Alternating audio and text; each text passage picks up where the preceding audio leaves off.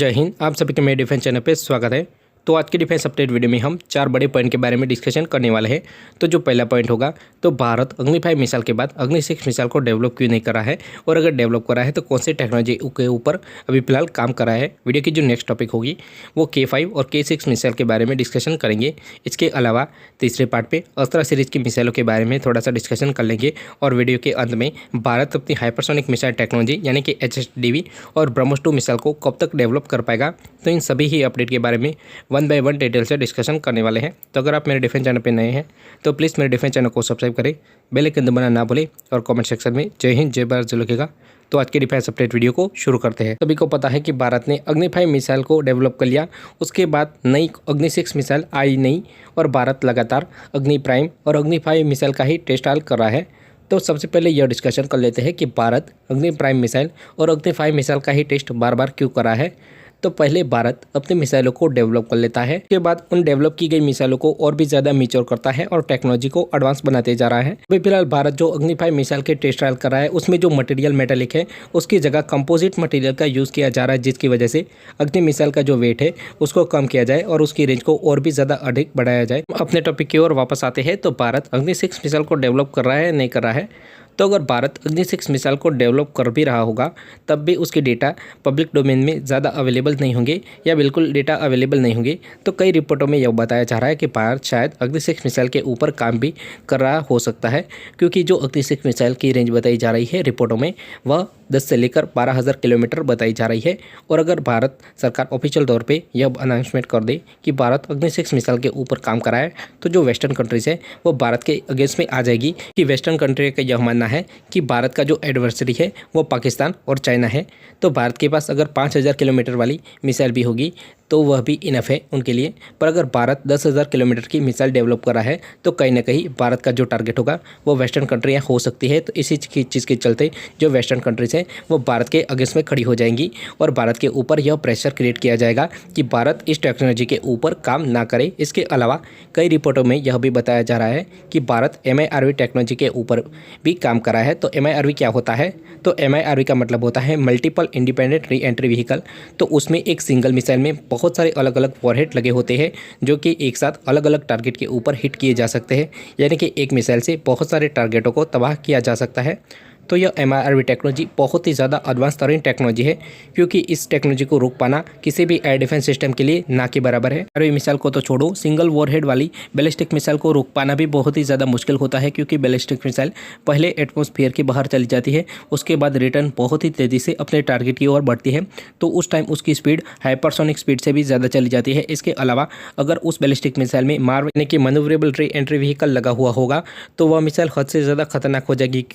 क्योंकि वो अपने पथ को बार बार चेंज करते हुए अपने टारगेट की ओर आगे बढ़ेगी, यानी कि इतनी हाई स्पीड और हाई मनोवर करते हुए अपने टारगेट की ओर आगे बढ़ेगी, जिसको रोक पाना किसी भी एयर डिफेंस सिस्टम के लिए बहुत ही ज़्यादा मुश्किल हो जाएगा। भारत इस तरह की टेक्नोलॉजी के ऊपर ही काम कर रहा है, यानी कि मार्व और मिर्व।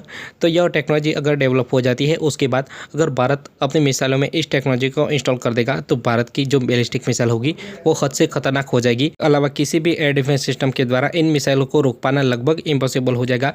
इसके अलावा अग्नि 6 के बारे में बात करें तो उसके ऊपर अगर फिलहाल भारत काम भी कर रहा होगा तो उसकी डेटा कोई भी पब्लिक डोमेन में अवेलेबल नहीं होंगे, और कई रिपोर्टों में यह बताया जा रहा है कि भारत अभी फिलहाल इस टेक्नोलॉजी के ऊपर काम भी कर रहा है। वीडियो की नेक्स्ट टॉपिक के बारे में डिस्कशन कर लेते हैं, जो कि submarine launch ballistic missile K5 और K6 को लेकर आ रही है। तो अभी फिलहाल भारत के द्वारा जो K5 submarine launch ballistic missile है उसके ऊपर काम लगभग खत्म कर लिया गया है, और आने वाले कुछ सालों में आपको इस मिसाइल के टेस्ट ट्रायल देखने को मिल सकते हैं। तो इस मिसाइल के बारे में बात करें तो K5 मिसाइल की रेंज 5,000 किलोमीटर होगी। इसके अलावा इसको सबमरीन से कहीं से भी लॉन्च किया जा सकता है। इसके अलावा जो K6 मिसाइल होगी उसकी रेंज 10,000 किलोमीटर के आसपास बताई जा रही है। तो जो ग्राउंड बेस लॉन्चर से जो बैलिस्टिक मिसाइल लॉन्च की जाती है, यानी कि अग्नि सीरीज़ और पृथ्वी सीरीज़ की बैलिस्टिक मिसाइल, उससे यह मिसाइल बहुत ही ज़्यादा खतरनाक होती है, क्योंकि सबमरीन के द्वारा लॉन्च करने की वजह से इस मिसाइल की रेंज और भी ज़्यादा बढ़ जाती है। इसके अलावा इस मिसाइल की लोकेशन भी पता नहीं लग सकती है, क्योंकि एक बार मिसाइल लॉन्च होने के बाद सबमरीन अपनी लोकेशन बदल लेती है, तो दुश्मन को एक तरह से पता नहीं चलेगा कि दूसरी मिसाइल कहाँ से आएगी। इसी चीज़ के चलते जो भारत के दुश्मन देश है उनको भारत की अग्नि मिसाइल से उतना ज़्यादा डर नहीं लगता है, पर जो K सीरीज़ की मिसाइल है उससे ज़्यादा डर लगता है, क्योंकि यह कहीं से भी हमला कर सकते हैं, और सबमरीन में लगे होने की वजह से इस मिसाइल को कहीं पे भी भी ले जाया जा सकता है। से बात करें कि भारतीय नौसेना में K5 और K6 मिसाइल इंडक होने के बाद भारतीय नौसेना की ताकत में और भी ज़्यादा इजाफा हो जाएगा। तो K5 मिसाइल तो आने वाले कुछ सालों में भारतीय नौसेना के लिए उपलब्ध हो जाएगी, पर K6 मिसाइल के लिए भारत को 5 से लेकर 7 सालों का वेट करना पड़ सकता है। वीडियो के नेक्स्ट टॉपिक के बारे में डिस्कशन कर लेते हैं। तो अभी फिलहाल भारत एक सीरीज़ की एयर टू एयर मिसाइलों को डेवलप कर रहा है, जिसमें अस्त्रा मार्क 1, अस्त्रा मार्क 2, अस्त्रा मार्क 3 और अस्त्रा IR जैसी घातक मिसाइलें शामिल हैं। तो अस्त्रा मार्क 1 मिसाइल को तो भारत ने डेवलप कर लिया है, जिसकी रेंज 100 किलोमीटर के आसपास है। पर अस्त्रा मार्क 2 के बारे में बात करें तो यह ड्यूअल पल्स मिसाइल होगी, रेंज 200 किलोमीटर के आसपास बताई जा रही है। तो अभी फिलहाल भारत ने अस्त्रा मार्क 2 मिसाइल को लगभग बना लिया है, जिसके टेस्ट ट्रायल आने वाले कुछ सालों में शुरू कर दिए जाएंगे और भारतीय वायुसेना को बहुत ही जल्द 200 किलोमीटर रेंज वाली एयर टू एयर मिसाइल भी मिल जाएंगी। इसके अलावा अस्त्रा मार्क 3 के बारे में बात करें तो यह अब तक की सबसे एडवांस मिसाइल होगी भारत के लिए, क्योंकि उसमें SFDR यानी कि solid fuel ducted ramjet technology को इंस्टॉल किया जाएगा। जो टेक्नोलॉजी जो MBDA की मीटियोर मिसाइल है उसमें लगी हुई है। तो MBDA मीटियोर के बारे में तो आप लोग सभी जानते होंगे कि यह दुनिया की सबसे खतरनाक एयर टू एयर मिसाइल है, जो कि 40 किलोमीटर रेंज में किसी भी टारगेट को तबाह कर सकती है और यह मिसाइल की रेंज 120 किलोमीटर से भी ज़्यादा है।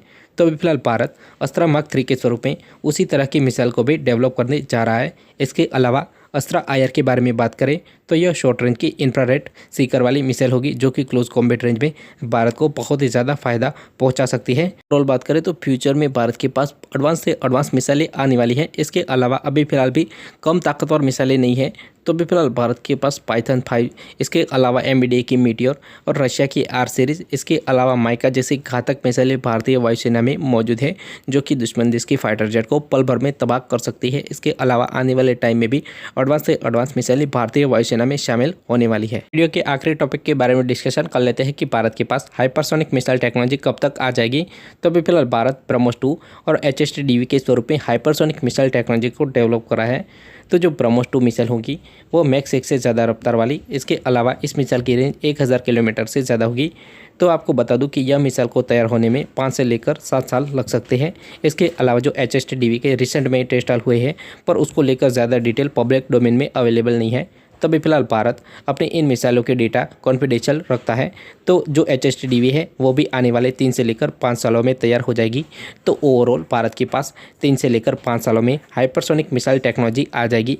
और अगर भारत के पास हाइपरसोनिक मिसाइल टेक्नोलॉजी आ गई तो भारत के जो दुश्मन देश है उनके पसीने छूटने वाले हैं। भारत की ब्रह्मोस 2 मिसाइल बनने से पहले ही पाकिस्तान के प्रेसिडेंट की तो हवा निकल गई थी और उन्होंने अपने बयान में बताया था कि भारत जो ब्रह्मोस 2 मिसाइल को डेवलप करा है वह हद से ज़्यादा खतरनाक होगी और इस मिसाइल की रफ्तार मैक 8 से भी ज़्यादा होगी। तो इस मिसाइल को रोकने के लिए पाकिस्तान हर प्रयास करेगा।